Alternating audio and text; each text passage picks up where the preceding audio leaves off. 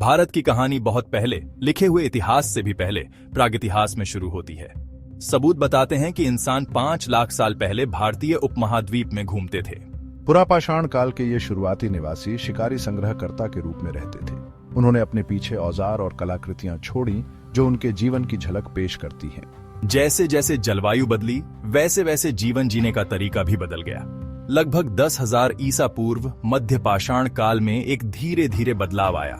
लोग बसने लगे। उन्होंने खेती और पालतू जानवरों के साथ प्रयोग किए। इस काल ने खानाबदोश जीवन से अधिक व्यवस्थित जीवन शैली की ओर परिवर्तन को चिह्नित किया। मध्य भारत में भीमबेटका की गुफाएं इस प्राचीन अतीत की एक आकर्षक झलक पेश करती हैं। इन गुफाओं में हजारों साल पहले की शैल पेंटिंग है। चित्रों में जानवरों, शिकार के दृश्यों और दैनिक जीवन को दर्शाया गया है, जो प्रागैतिहासिक भारतीयों के जीवन में बहुमूल्य अंतर्दृष्टि प्रदान करते हैं। अतीत की ये प्रतिध्वनियां हमें भारत में मानव सभ्यता की गहरी जड़ों की याद दिलाती हैं। लगभग 3300 साल पहले सिंधु घाटी में एक जबरदस्त सभ्यता का उदय हुआ। सिंधु घाटी या हड़प्पा सभ्यता के रूप में जानी जाने वाली यह सभ्यता 1000 साल से भी ज्यादा समय तक फली फूली। यह अब पाकिस्तान और उत्तर पश्चिम भारत में फैली हुई है। सिंधु घाटी के लोग बहुत ही कुशल शहरी योजनाकार थे। हड़प्पा और मोहनजोदारो जैसे शहर जो अब पाकिस्तान में हैं, उनके उन्नत शहरी नियोजन को प्रदर्शित करते हैं। इन शहरों में ग्रिड लेआउट, प्रभावशाली पानी निकालने की व्यवस्था और नापने तौलने के लिए एक जैसे मानक थे। ऐसी विशेषताएं उस जमाने में बहुत रेयर थीं। वे सिंधु घाटी के लोगों की चतुराई के बारे में बहुत कुछ बताते हैं। सिंधु लिपि अपने अजीब से प्रतीकों के साथ अभी तक कोई समझ नहीं पाया है। यह रहस्य इस सभ्यता को और भी ज्यादा इंटरेस्टिंग बना देता है। लगभग 1300 ईसा पूर्व इसके खत्म होने के कारणों पर अभी भी बहस हो रही है। जलवायु परिवर्तन और नदियों के स्थानांतरण से लेकर युद्ध तक के सिद्धांत हैं।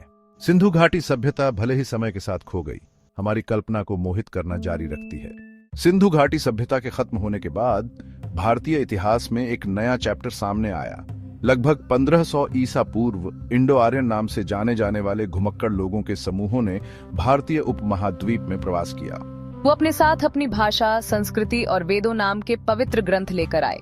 वेद हिंदू धर्म की नींव बने, जो दुनिया के सबसे पुराने धर्मों में से एक है।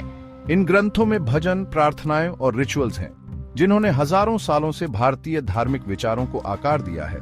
वैदिक काल में जाति व्यवस्था का उदय हुआ, जो एक सामाजिक पदानुक्रम है जो आज भी भारतीय समाज को प्रभावित करता है। महाभारत और रामायण की कहानियां भी इसी युग में बनी। देवताओं, नायकों और सही गलत की दुविधाओं से भरे इन महाकाव्यों ने पीढ़ी दर पीढ़ी भारतीयों का मनोरंजन किया है और उन्हें प्रेरणा दी है। वैदिक काल ने भारतीय संस्कृति के कई पहलुओं की नींव रखी और विश्वास की वो व्यवस्थाएं बनाई जो आज भी गूंजती हैं। 6ठी शताब्दी ईसा पूर्व तक भारत महाजनपदों नाम के कई राज्यों में बंटा हुआ था। इस दौरान शहरों का विकास हुआ, व्यापार, बरहा और नई नई सोच का विकास हुआ। इसी समय जैन धर्म और बौद्ध धर्म, 2 नए धर्मों की शुरुआत हुई। इन धर्मों ने पुरानी वैदिक व्यवस्था को चैलेंज किया और आध्यात्मिक ज्ञान प्राप्ति के नए रास्ते बताए। महावीर, एक राजकुमार जिन्होंने अपना सारा धन छोड़ दिया, ने जैन धर्म की स्थापना की। उन्होंने अहिंसा, सच्चाई और तपस्या का उपदेश दिया। जैन धर्म सभी जीवित प्राणियों के महत्व पर जोर देता था और उनके साथ अच्छे व्यवहार की वकालत करता था। लगभग उसी समय सिद्धार्थ गौतम, जिन्हें बुद्ध के रूप में भी जाना जाता है, ने बौद्ध धर्म की स्थापना की। एक राजा के घर जन्मे सिद्धार्थ ने ज्ञान की तलाश में अपना राजसी जीवन त्याग दिया। उन्होंने दुखों से मुक्ति और निर्वाण प्राप्ति के मार्ग के रूप में 4 आर्य सत्य और अष्टांगिक मार्ग की शिक्षा दी। भाग 5, अशोक का राज, शांति का रास्ता चुनने वाला राजा। लगभग 2500 साल पहले चंद्रगुप्त मौर्य ने मौर्य साम्राज्य की स्थापना की, जो भारतीय इतिहास के सबसे बड़े और सबसे शक्तिशाली साम्राज्यों में से एक था। उनके पोते अशोक महान ने भारत पर एक अमिट छाप छोड़ी। अशोक ने अपने राज की शुरुआत युद्ध जीत कर की, लेकिन एक कहास युद्ध ने उन्हें बदल डाला। कलिंग के युद्ध में इतने लोग मारे गए कि अशोक को बहुत पछतावा हुआ। उन्होंने हिंसा छोड़ दी और बौद्ध धर्म अपना लिया। अशोक के धर्म बदलने का उनके राज पर बहुत गहरा प्रभाव पड़ा। वो अहिंसा और धार्मिक सहिष्णुता को बढ़ावा देते हुए शांति के पुजारी बन गए। अशोक के शिलालेख, जो उनके पूरे साम्राज्य में खंभों और चट्टानों पर लिखे हैं, उनकी नीतियों को दर्शाते हैं। ये शिलालेख उनकी प्रजा से कहते हैं कि वो अच्छा जीवन जिएं, सभी धर्मों का सम्मान करें और अहिंसा का पालन करें। अशोक के राज्य को भारतीय इतिहास में शांति और करुणा के प्रतीक के रूप में याद किया जाता है।